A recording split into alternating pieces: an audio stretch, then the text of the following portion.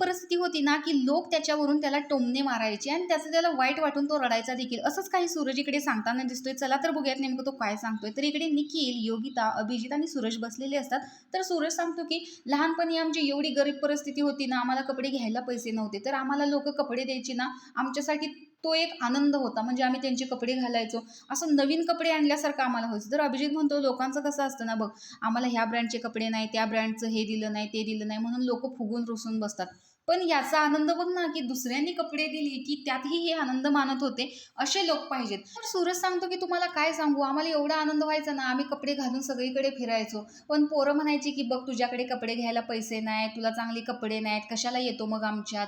पनवेलचा एक माणूस होता, तो माझ्या आईला साडी, मला शर्ट पॅन्ट आणि माझ्या बहिणींना फराका आणायचा आणि ते घालून आम्ही फिरायचो. पण एखाद्या वेळेस ते फाटलेले, इकडं-तिकडं फाटलेले असायचे, काखेमध्ये, गुडघ्यावर पॅन्ट फाटलेली असायची. त्यावेळेस पोरं आम्हाला चिडवायची, मला रडायला यायचं त्यावेळेस.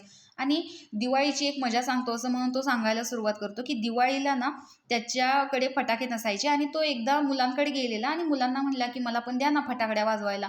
त्यावेळेस त्या मुलांनी सांगितलं, "जा तुझ्या बापाकडे जाऊन माग जा." आणि तो रडायला लागला आणि जाऊन तिथे म्हणाला, की "आप्पा मला फटाकडे आणायला पैसे द्या ना."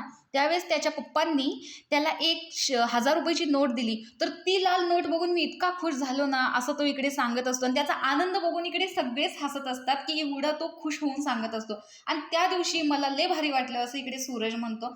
तर छोट्या-छोट्या गोष्टींमधून देखील सूरज खूप काही शिकलेला आहे आणि त्याच्या बोलण्यातूनच त्याला किती संस्कार आहेत हे दिसून येतात. तर त्याची ही जी परिस्थिती आहे ती आता बिग बॉसच्या घरात येऊन नक्कीच बदलणार आहे असं किती जणांना वाटतं आणि थोडक्यात बदललेली देखील आहे.